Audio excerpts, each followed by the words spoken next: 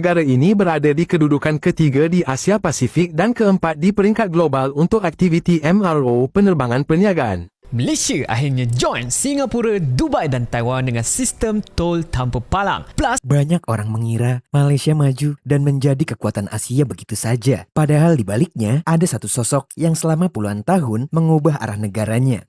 Kita nanti 2050 kita di atas Jepang, di atas Inggris, Brazil, Perancis. Indonesia akan menjadi negara keempat terbesar dan terkaya di dunia. Media Korea Selatan kritik MBG Indonesia dan sebut program ini sedang menghadapi krisis besar setelah negara Malaysia itu mau menuju negara maju dan rakyatnya sudah dibekali teknologi-teknologi canggih, geng. Sedangkan Indonesia masih sibuk pidato negara kita tahun 75 akan menjadi negara nomor kaya, terkaya, nomor 4 di dunia. Masih saja mimpi.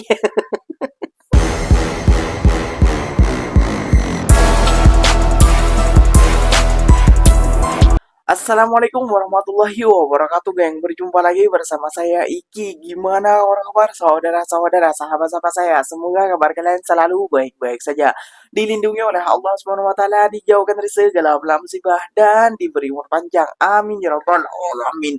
Oke, geng, seperti biasanya di video kali ini Ikinya akan nge-reaction beberapa video yang telah di-tag maupun yang telah terjumpa di TikTok. Dan di video kali ini Ikinya akan nge-reaction sebuah video Singapura, Malaysia, Vietnam itu diiktiraf sebagai negara maju di Asia Tenggara, geng. Sedangkan Indonesia apa? Diiktiraf apa, geng? Bahkan Indonesia ini sempat dikritik, geng, oleh Korea, geng. Waduh. Kita udah ketinggalan zaman, geng. Namun masih menyombongkan diri, geng. Namun kita masih belaga, geng. Masalahnya kita bisa menjadi negara nomor kaya, nomor 4 di dunia. Itu yang selalu diucapkan oleh pidato-pidato oleh Prabowo Subianto, geng. Gimana jadinya, geng? Kita tidak berkutik, geng. Udah ketinggalan dengan negara jiran, namun kita masih belaga. Nah, daripada itu kalian pusing untuk mendengarkan ocehan Ikinya, jom kita simak dulu bersama-sama.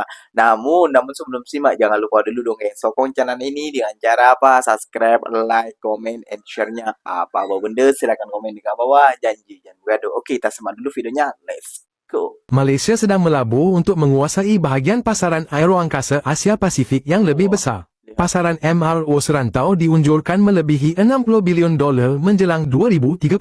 Negara ini berada di kedudukan ketiga di Asia Pasifik dan keempat di peringkat global untuk aktiviti MRO penerbangan perniagaan.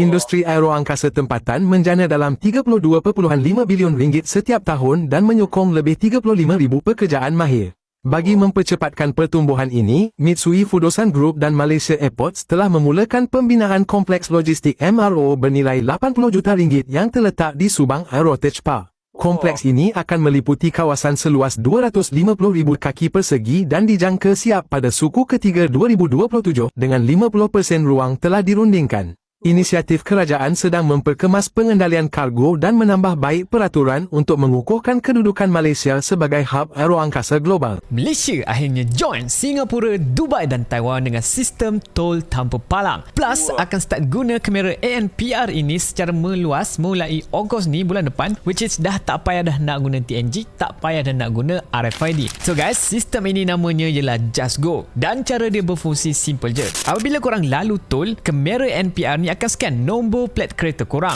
Lepas tu, charge tol akan terus ditolak daripada kad yang korang dah link dalam app Just Go ni. Dan Just Go ni jauh lebih senang daripada RFID, di mana RFID ni korang kena tampal stiker sendiri kat cermin. And kalau korang tampal tak betul lah, korang kena beli baru. Sebab kalau tak betul, dia tak detect lah kan. Nanti korang kena reverse forward lah. Dan kena beli baru apabila korang tukar cermin baru. Cermin kan senang pecah kan. So Just Go ni dia akan hanya baca nombor plate sahaja. So tak adalah masalah semua tu. Dan yang paling best, korang dah boleh masuk mana-mana lorong yang ada dekat tol kan. Ada banyak RFID, Smart Tag, Tashengo. Sekarang semua lorong ada kamera NPR tu. Tapi ini yang penting lah, di mana ramai orang salah faham. Walaupun kita panggil dia sebagai tol tanpa palang, sebenarnya buat masa sekarang palang tu masih ada lagi lah. Dia akan blok jalan tu. Yang betul-betul nak hapuskan palang ini sepenuhnya nanti, macam kat Singapura dan juga Dubai tu, kerajaan sasakan dia akan terjadi pada tahun 2027. Means tahun depan lah baru palang tu betul hilang. Means kerajaan dah hapuskan tol. Cuma teknologi ANPR ni korang memang tak perlu tap, korang just lalu saja. Korang tak perlu pilih lorong spesifik, korang lalu je.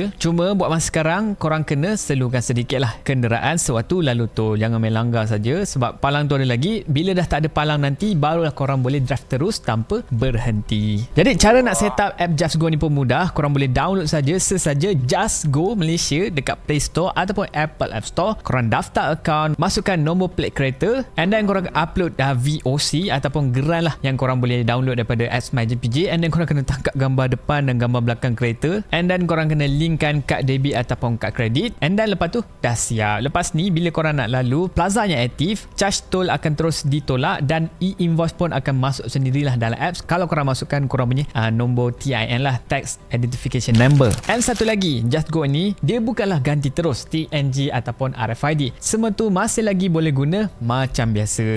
Ni just cuma satu lagi pilihan ekstra lah untuk korang. Jadi korang tak payahlah panik kan pergi buang TNG, pergi cabut stiker RFID tu, tak perlu. So sekarang ni kan boleh katalah yang kita ini dah selangkah lebih dekat dengan sistem tol negara maju. Dan kalau korang nak tengok plaza mana yang dah aktif, korang boleh check lah dalam app Just Go ni. Cuma dah ingatkan bulan Ogos nanti baru seluruh Plus punya tol ada Just Go ni. Banyak orang mengira Malaysia maju dan menjadi kekuatan Asia begitu saja. Padahal di baliknya ada satu sosok yang selama puluhan tahun mengubah arah negaranya. Bahkan kebijakannya masih diperdebatkan sampai hari ini. Siapa dia? Yuk kita bahas. Sosok itu adalah Mahathir Mohamad yang hari ini genap berusia 101 tahun. Sebelum terjun ke dunia politik, ia merupakan seorang dokter. Namun pilihannya masuk ke pemerintahan justru mengubah sejarah Malaysia. Mahathir menjadi Perdana Menteri terlama dalam sejarah negaranya, memimpin pada periode 1981 sampai 2003, lalu kembali menjabat pada 2018 sampai 2020 saat usianya sudah 92 tahun. Di bawah kepemimpinannya, Malaysia mendorong industrialisasi, menarik investasi asing, dan membangun proyek-proyek ikonik seperti Menara Petronas, Putrajaya, Proton, serta Bandara Internasional Kuala Lumpur. Fondasi inilah yang dinilai membawa Malaysia menjadi salah satu kekuatan ekonomi baru di Asia pada era 1990-an. Saat krisis finansial Asia 1997, Malaysia memilih tidak menerima bantuan IMF ketika banyak negara mengambil langkah sebaliknya. Keputusan itu menuai pro dan kontra, namun hingga kini masih dianggap sebagai salah satu kebijakan ekonomi paling berani dalam sejarah Malaysia. Bahkan di usia 101 tahun, Mahathir masih aktif mengikuti isu politik regional maupun global. Terlepas dari semua pro dan kontranya, sulit membahas perjalanan ekonomi modern Malaysia tanpa menyebut nama Mahathir Mohamad. Kalau menurut kalian, seberapa besar peran seorang pemimpin dalam mengubah nasib sebuah negara? Dan pada periode 1980-an hingga 1990-an, Indonesia dan Malaysia sama-sama sedang menikmati periode pertumbuhan yang kuat. Perjalanan kedua negara ini juga terlihat dari nilai tukar mata uang. Pada akhir 1980-an, 1 dolar Amerika Serikat berada di kisaran 2,5 hingga 2,7 ringgit Malaysia. Sementara di Indonesia, 1 dolar Amerika Serikat berada di kisaran 1.650 hingga 1.750. Jika dikonversikan secara sederhana, pada tahun 1980-an, nilai tukar 1 ringgit Malaysia berkisar antara 300 hingga 700 rupiah. Dan angka ini menunjukkan bahwa meskipun Indonesia dan Malaysia sama-sama mengalami pertumbuhan ekonomi yang kuat, perjalanan kedua mata uang negara ini mulai bergerak ke arah yang berbeda. Geng. Nah, udah lihat kan sekarang Malaysia udah melakukan hal-hal apa untuk kepentingan rakyat juga. Bukan untuk negaranya sendiri dan bukan untuk mempamerkan kepada negara lain, geng. Namun untuk rakyat juga dia. Kecanggihan, kemajuan mereka laksanakan, geng. Untuk mempermudah, untuk rakyat kayak gitu. Kenapa Mas kok ini untuk rakyat? Gak tahu gak. Orang-orang Malaysia tuh sering naik tol kayak gitu ya, geng ya. Kenapa naik tol? Kan bisa lalu jalan biasa. Tol di Malaysia itu murah dan jalannya bagus, lebar-lebar. Banyak orang yang pakai tol kalau di Malaysia itu. Kayak gitu ya, geng ya. Jadi kita harus kagum kepada negara Malaysia. Kapan Indonesia seperti ini? Yang pemerintahnya jangan cuma pidato saja. yang pemerintahnya harus bekerja sungguh-sungguh untuk melestarikan seperti ini. Kayak gitu ya, geng ya. Nah, kita beralih ke Indonesia. Gimana nih Indonesia sekarang? Wah, ikinya juga penasaran tentunya. Karena sudah penasaran kan Indonesia versus Malaysia. Siapa yang lebih maju di 2026? Apakah Indonesia akan maju juga? Apakah Malaysia akan ketinggalan daripada Indonesia? Ya, tentunya iya sih, kata para pidatonya. Siapa itu? Jom simak dulu. Pernahkah kamu penasaran, di tahun 2026 ini, siapa yang sebenarnya sebagai negara paling maju antara Indonesia dan Malaysia? Oke. Jika melihat angka pendapatan per kapita, Malaysia jelas masih memimpin jauh di atas kita. Infrastruktur mereka sudah setara negara maju, ditambah nilai mata uang ringgit yang kembali perkasa di pasar Asia Tenggara setelah sukses melakukan reformasi ekonomi besar-besaran. Tapi tunggu dulu, jangan remehkan Indonesia. Di tahun 2026, Indonesia resmi menjadi epicentrum investasi digital dan manufaktur hijau global. Dengan mega proyek Ibu Kota Nusantara yang mulai beroperasi penuh, magnet ekonomi baru di Asia Tenggara kini resmi berpindah ke tanah air. Secara kasar, Malaysia unggul dalam pemerataan kesejahteraan dan kualitas hidup warganya saat ini. Namun secara pertumbuhan ekonomi skala masif dan pengaruh geopolitik, lompatan besar Indonesia di tahun ini terbukti jauh lebih agresif. Berikan pendapatmu di komentar ya. Kita nanti 2050 kita di atas Jepang, di atas Inggris, Wih, Brazil, Waduh. Prancis. waduh. Saudara-saudara, Heeh. banyak pakar di dunia sudah ramalkan bahwa dalam tahun 2045 sampai 50 Heeh. Indonesia akan menjadi negara keempat terbesar dan terkaya di dunia. Wih. Tahun 2050 Cina nomor 1, Amerika nomor 2, Heeh. India nomor 3, Heeh.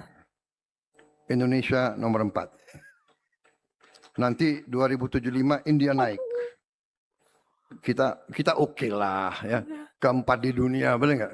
Media Korea Selatan kritik MBG Indonesia dan sebut program ini sedang menghadapi krisis besar setelah 9 bulan berjalan karena rentetan keracunan massal yang tembus 20.000 kasus di 33 provinsi sepanjang 2025. Padahal Korea Selatan itu justru negara yang lebih dulu sukses jalankan makan sekolah gratis. Bahkan saat kunjungan Seoul, pemerintah kita sempat memperkenalkan MBG dengan bangga lewat buku kuliner resmi. Tunggu, jadi negara yang kita pamerin programnya, malah medianya yang bongkar masalahnya. Iya Rin, jadi media penyiaran OBS sebut dua akar masalahnya. Pertama, pengawasan manajemen yang longgar dari hulu ke hilir. Yang kedua, program dieksekusi terburu-buru tanpa infrastruktur logistik yang siap. Itu kan persis yang dari awal dikhawatirkan banyak pihak, Rin. Betul, bedanya sekarang yang ngomong bukan pengkritik lokal lagi, tapi media dari negara yang jadi contoh program ini sendiri.